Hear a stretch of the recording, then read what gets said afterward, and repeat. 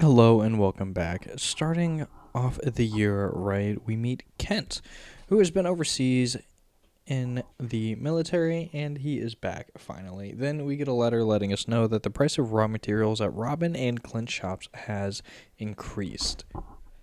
We have a lot of cleaning up to do, but at least all of our sprinklers are still in the correct spot, so we don't have to worry about resetting them or making any more, which it took quite a while to get all this stuff for that in the first place. So, without further ado, we just got to go ahead and get cleaning up and get on to planting everything. We had to wait till day 2 to actually go and buy any seeds, which we got cauliflower, and later I'm going to go for a bunch of parsnips, of course, because they are quick and easy.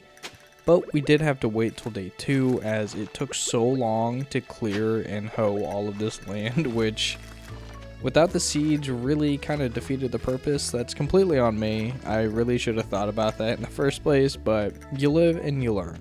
Going into day 3, we go and pick up some chickens. We actually get about 2 of them, not right this second as I'm a little low on cash, but very soon we get 2 chickens, so that way we can go ahead and start making a little bit of money, and then we are going to upgrade the coop so that way we can keep other animals than just chickens. On day 4, it was actually a rainy day, and I thought it would be a perfect opportunity for me to go fishing, as several of the fish that I still need for the community center are actually rainy day fish. So it was kind of a no-brainer when it came down to it that I needed to go out and I needed to go ahead and try to catch everything that I could. At the end of day 4, we got level 7 foraging. Now, it's not as present in the current situation that we're in, but getting the wild seeds is kind of nice, and getting the levels always kind of the goal, is it not? Day 5, it's still back to fishing. We were kind of experimenting by fishing at different areas throughout the river just to see what might be the best place to catch certain fish. My results at this current time were inconclusive. It didn't really seem like where you fished really mattered. It just mattered on the bait that you were using and the fishing rod as far as it goes with making it easier. Beginning day 6, we actually get our first harvest of parsnips. Now, I did go for really cheap, low price foods like this, and also potatoes. I do have some cauliflower, and then I had quite a few spring mix seeds, and I'm not sure why I didn't take some of these parsnips and put them into our seed maker and stand there and just collect a bunch of seeds that I could replant. But hindsight is 20/20 sometimes, and you just gotta go with it. On day 7, we're back at fishing, and we actually catch the catfish here, which was one of the main fish that we needed to catch. We also need the eel and a bullhead, which I already caught earlier, but I think I sold it by accident with all the other fish that I caught that day. But we are so close and just about done with that part of the community center bundle. After coming up here to drop off the catfish, I also decided to grab a few other things, and turns out that we finished the field research bundle. Now, it says that the reward is friendship, but we also got a recycling machine, which I think is kind of cool also, but I'm not 100% sure how we're going to use it. On day 8, I'm just going to spend the entire day cleaning up the farm, getting rid of some of these trees and stumps, so that way we have a good supply of wood and stone for whenever we decide to start upgrading. I'm thinking about getting a shed here very soon. Day 9, we're going to go back to the mines, as I want to start getting as many bombs as I can, because you can kind of use them on the farm to clear it out a lot faster.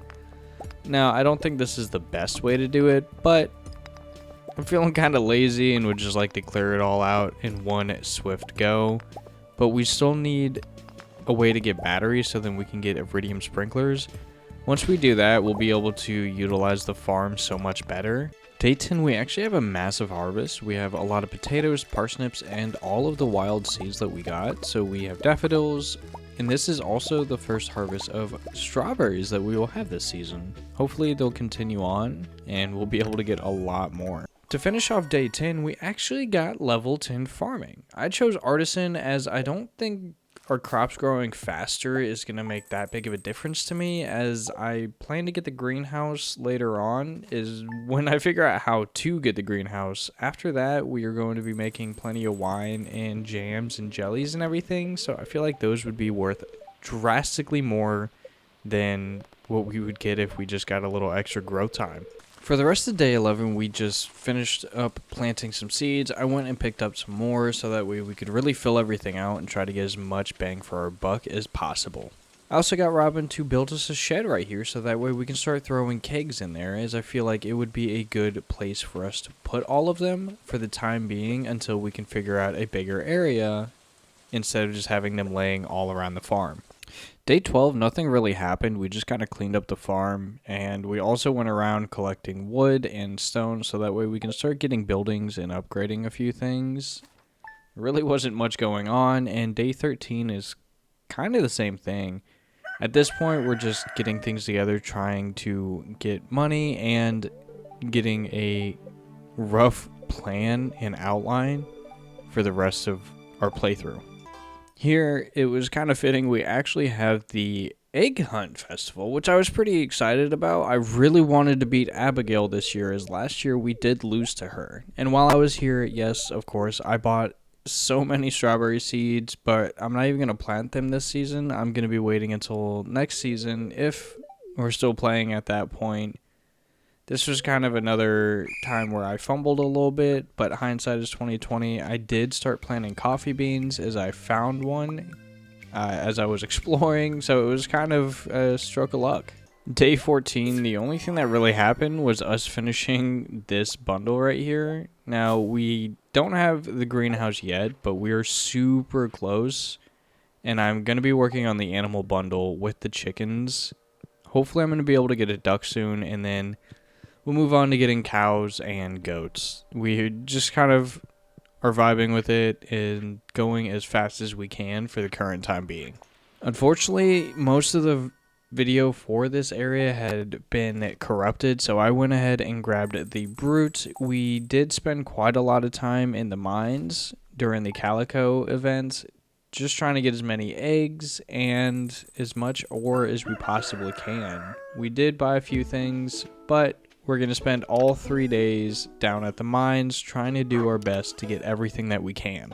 Unfortunately, at the end of one of our best Calico runs, we passed out feet away from our bed, losing us a little bit of money, but it could have been so much worse. I'll take it for what it is.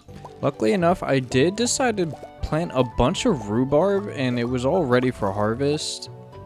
And so were a bunch of our parsnips. So we went ahead and grabbed all of those. I'm going to put some of the gold tier rhubarb and parsnips inside of one of our chests, just so that way we can get the most amount of seeds, because I believe the seeds that you get correlate directly with the rarity level or the quality level of your crops, such as parsnips.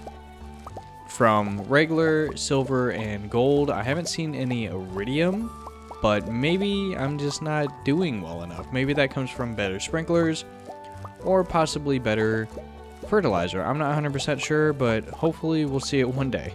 To end off the Calico Desert Festival, we are actually going to grab a few things that we needed for the community center, such as the apple, and we did grab a few things earlier. I did grab the cinnamon and the carp. I wasn't 100% sure, and of course I got the rare seed, as I feel like we should be able to use that very soon. Now that we have the shed and all of these kegs set up, we do have a lot more to make, but I want to go ahead and get started with some salmon berries, and it should be nothing but pure profit. I'm not sure how much we're going to get, but I hope it's at least something good. It wasn't until day 28 that we actually had anything else going on. Now is kind of the time where updates are going to be few and far between, where we're not going to be counting the days as much, as we don't really need to. We have Robin fixing up the coop to be upgraded, and we have the eggs in the community center bundle. Now I just need to look at getting cows and goats. After that, we should be good to go. But thank you so much for watching, and I really do appreciate it. I hope all of you have a wonderful rest of your day, and please don't forget to like, subscribe, and comment down below. Let me know if you would do anything different from what I have done, and if you would you do it in year 1 or year 2?